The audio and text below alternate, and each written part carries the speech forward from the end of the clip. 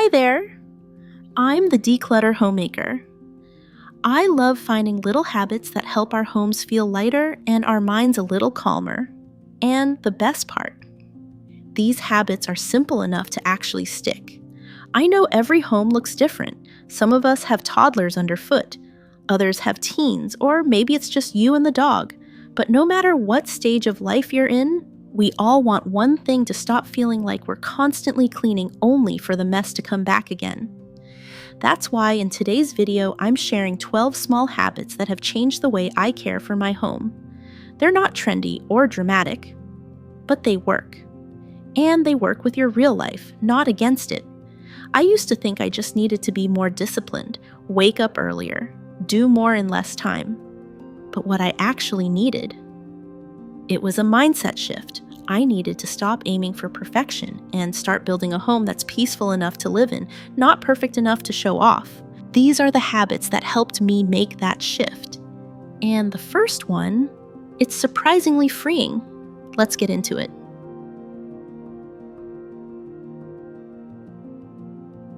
Let's start with the first habit, and this one's a game changer if you tend to leave small things for later. It's simple. If something takes 5 minutes or less, do it now. Not later, not after lunch, not when you have more time. Because let's be honest, the little things we put off, they're usually the ones that pile up fastest, that stack of unopened mail. The shopping bag is still sitting by the front door. The cup on your nightstand that's been there for 3 days. None of it takes long. But when it stacks up, it drains your mental energy just by being there. So here's how I use the 5-minute rule. If I open a drawer and notice it's full of random things, I don't plan a decluttering day. I take 5 minutes right then to toss what's obvious, put back what's easy, and move on. If the entryway looks messy, I'll quickly line up the shoes, hang jackets, and wipe the shelf. No drama, no perfection, just enough to feel a little more in control. And the best part, every time I follow this rule, I buy myself freedom later. Freedom from the snowball effect. Freedom from staring at a mess I could have handled in minutes. This rule isn't about being productive every second. It's about knowing which things are worth doing now so they don't become tomorrow's burden. And if you've ever wondered how to clear things even faster, especially on days when you're low on time and high on mess, then you'll want to come back tomorrow. I'm sharing something that helps you declutter when you don't even feel like starting. It's fast, it's oddly satisfying, and it works even when motivation doesn't show up. Trust me, it's the one thing I wish I had years ago. Let's move on to the second habit, and this one's even easier because you don't have to carve out any extra time for it. It works beautifully on those days when even 5 minutes feels like too much.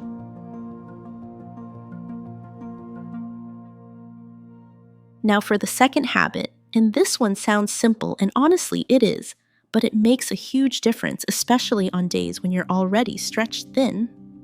It's about cleaning while you're already doing something else. When you're waiting for water to boil, wipe down the counter. While your coffee's brewing, clear a few things off the table. When you're brushing your teeth, give the bathroom sink a quick rinse. These little moments add up, not in time, but in peace of mind. In my home, I used to let everything pile up until the end of the day, and then I'd look around completely drained with dishes in the sink and laundry still waiting. Now I just work little resets into what I'm already doing. It doesn't feel like extra work. It feels like I'm helping my future self breathe a bit easier. Because the truth is, most of us don't have a full hour to deep clean every day, but we do have 30 seconds here, 2 minutes there. And when you use those moments well, it keeps everything lighter, including your energy.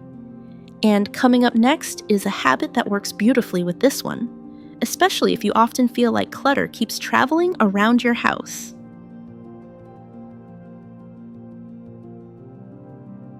Let's move to the third habit, and this one's incredibly simple but surprisingly powerful.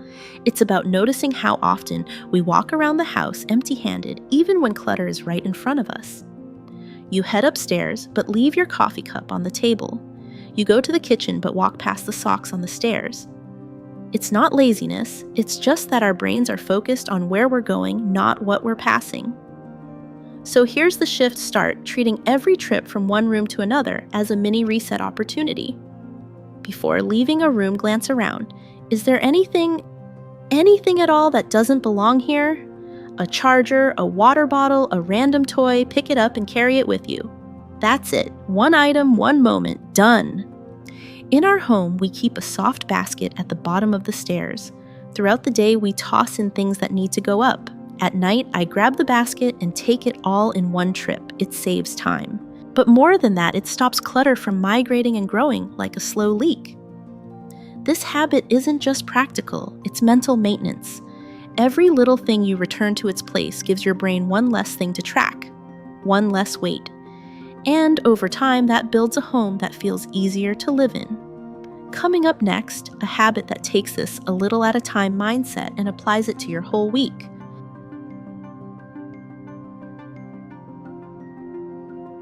Now on to the fourth habit, and this one helps you avoid that weekend overwhelm. You know the feeling, it's Saturday morning, the laundry pile is out of control, the kitchen's a mess, the bathroom's not been touched all week, and suddenly your whole day turns into catch-up mode. That's not resting, that's the backlog. So here's what changed everything. I stopped treating housework like a big event. Instead of waiting for a magical day where I'd have energy and time, which rarely came, I started doing small, repeatable things every day. One corner, one load, one task. Each morning, right after I boil water for coffee, I throw in a load of laundry. It takes 2 minutes. I dry it during lunch. I fold while chatting on the phone at night. There's no drama, no buildup, just one quiet loop that keeps clothes from piling up. Same with the bathroom, I keep a cloth and cleaner under the sink. After brushing my teeth, I give the sink a wipe. Takes 30 seconds. But it stops that dried up toothpaste from turning into a full scrub job later. The magic is this: you never feel like you're starting from scratch. That daily rhythm doesn't just save time, it saves your energy. You stop seeing your home as one giant to-do list and start living in it like it's meant to be lived in. And speaking of energy savers, the next habit is all about 3 tiny areas that quietly hold everything together when the rest feels like a mess.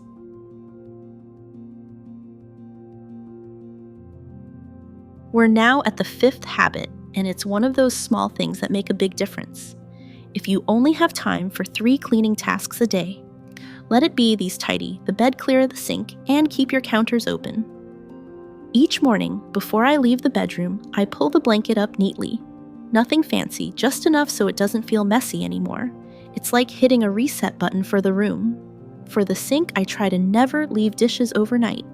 Either they go in the dishwasher, or I wash them quickly after dinner. When I come down in the morning and the sink is empty, it makes everything feel lighter. Even if I haven't wiped the counters yet, an empty sink still gives a clean feeling. And counters, especially the kitchen and living room ones, they matter more than we think. When they're cluttered with snack boxes, cups, chargers, papers, it's like the mess is spilling into your brain. But if I only keep a fruit bowl or one item I use daily, the space feels calm again. These 3 spots are what I call anchors. When they're in order, you feel like the house isn't getting away from you, even if the rest still needs work.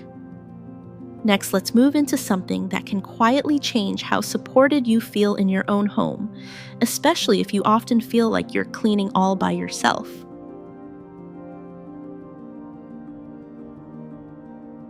Now we're at habit number 6, and this one isn't about what you clean, but who you clean with. If you've ever felt like the whole house rests on your shoulders, you're not imagining it. Most of us grew up watching moms carry the emotional and physical load of home care, and somehow that legacy got passed to us without question. So let's question it. This habit is simple. Stop being the only one cleaning. Even young kids can help, not perfectly, but consistently. Pick one tiny task they can do daily: putting shoes in a bin, folding their own towel, wiping the table after dinner. The point isn't perfection, it's participation. In our house, my partner takes out the trash each morning before work. It's routine now, not a chore.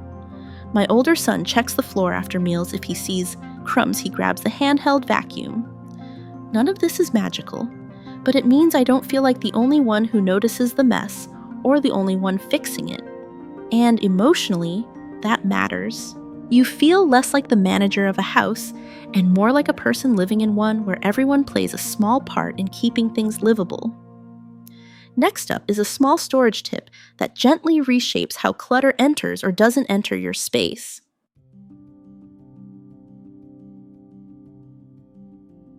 Moving on to habit number 7, this one is all about keeping the clutter at bay before it even starts. We all know how things can quickly pile up: clothes, toys, random items that we don't use anymore. If you don't take action, it's easy for things to accumulate. The trick is simple. Always have a basket or bag ready for things you no longer need.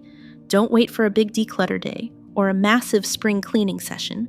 Instead, make it part of your routine. Every time you notice something you don't need, put it in the basket. For example, I keep a basket in the garage where I place anything that no longer fits, is out of season, or has simply been forgotten. It could be a coat I haven't worn in a year, or a kitchen gadget that's never left the drawer. When the basket fills up, I just drop it off at the donation center. It's quick and easy. Doing this consistently means that I'm always clearing out the small things before they become overwhelming. Plus, it makes me feel lighter knowing that I'm letting go of what no longer serves me. This habit doesn't just clear up space in your home, it also clears your mind. Every time I add something to the basket, I feel like I'm making room for the things that really matter. Now let's talk about a habit that helps you keep your space tidy without feeling like you're constantly cleaning.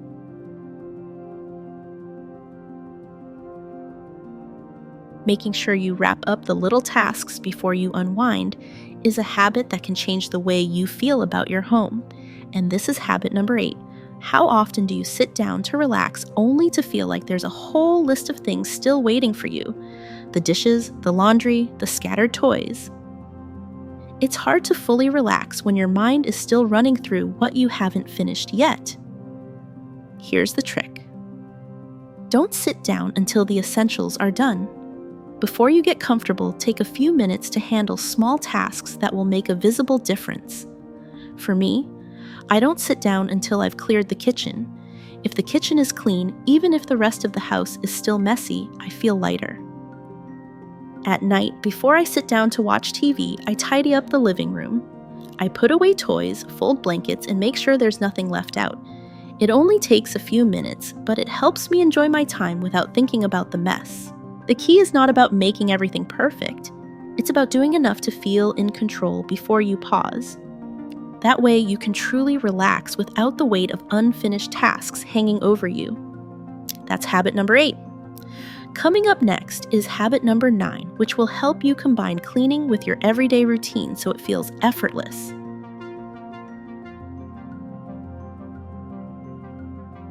Habit number 9 is all about making cleaning feel like second nature, and it's called stacking habits.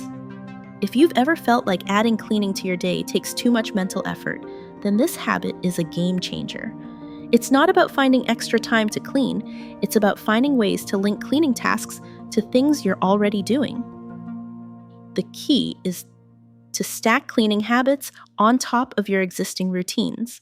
For example, when I'm brewing my morning coffee, I quickly wipe down the kitchen counter. It takes no extra time because I'm already waiting for the coffee to be ready. Or while I'm waiting for the microwave to beep, I use those 30 seconds to clear off the dining table. Another example is when I'm getting ready for bed. I've already brushed my teeth, so I take the extra minute to wipe down the bathroom sink. It's just part of the routine, so it doesn't feel like a chore. This habit makes it feel like cleaning is woven into your day, not something you have to find time for. By stacking habits, you don't need to schedule special cleaning time. You'll already be cleaning while doing other things. Next, let's talk about how to keep things simple without overcomplicating your cleaning routine.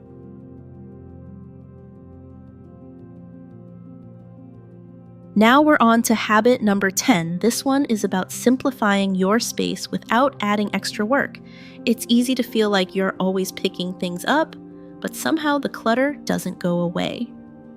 The reason items don't have a designated spot, they float around waiting for you to deal with them. Here's the habit. Give every item one home. It's not about creating perfect systems or buying fancy containers. It's about making sure everything has a place where it belongs. For example, I keep a small basket by the door for my keys and phone. I always know exactly where they are. The same goes for my kids' backpacks. They each have a hook right by the door. When they come home, that's where the bag goes, and I don't have to think about it again until the next morning. This habit doesn't just apply to big items, it works for everything. The hairbrush goes in the bathroom drawer, the charger in a box by the couch. The important thing is to avoid the "I'll put it here for now" habit, because now becomes later and later becomes clutter. When you give everything a home, you're reducing the amount of decisions you need to make every day. It's a quiet system that runs in the background, keeping your home feeling orderly with minimal effort. Coming up next, let's talk about a habit that makes it easier to stay on top of things even when life gets hectic.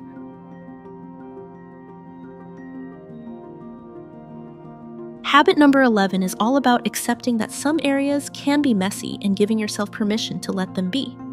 It's easy to get caught up in the idea that every corner of your home needs to be spotless. But here's the reality: some spaces are always going to be messier than others, and that's okay. The trick is to define messy zones and allow them to be exactly that messy. For example, my kids' playroom is a designated messy zone. I don't expect it to look perfect all the time. Instead of stressing about it every day, I set aside time once a week to tidy it up. I've also designated one corner of the kitchen as a catch-all spot for mail bags and things that haven't found their permanent home yet. Instead of moving everything around constantly, I let that spot stay cluttered for a few days. Why does this work? It reduces the pressure to have every single space neat. By designating certain zones as okay to be messy, you take the emotional load off yourself. It's a small shift in thinking that actually makes you feel more in control. Giving yourself grace with certain areas of the home doesn't mean you're neglecting the space. It means you're setting realistic expectations. Next up, I'll share a small tip for reducing clutter in the places where it often piles up the most.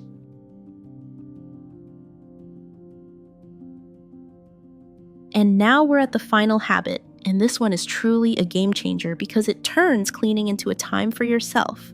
Let's face it, cleaning can feel like a chore, especially when you have so many other things to juggle.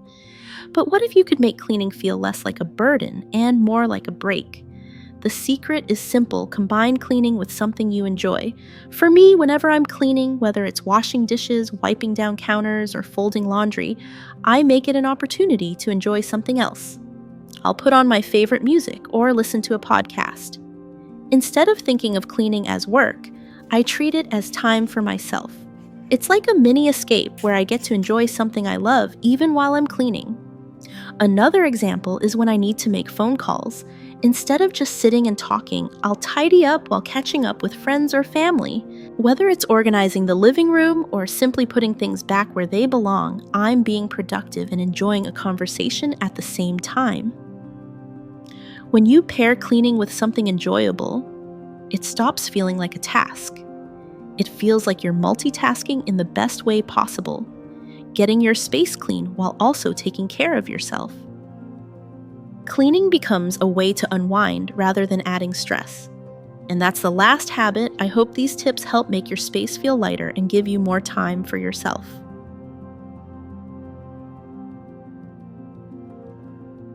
So those are the 12 habits I use every week to keep my home tidy without stress and without pressure. It's not about perfection, it's about finding small, sustainable changes that work for you. Start with just one habit, and over time, you'll see the difference. If you're looking to save time and declutter without feeling overwhelmed, just try one step at a time. Even the smallest changes can lead to big improvements in how you feel about your home. And if you're looking for ways to declutter faster and make your home feel even more organized, you won't want to miss my next video. I'll share some powerful tips to help you clear the clutter quickly and efficiently so you can spend less time cleaning and more time enjoying your space. If you found this video helpful, don't forget to like, share, and subscribe because you deserve to have a space that feels light and easy to live in every single day.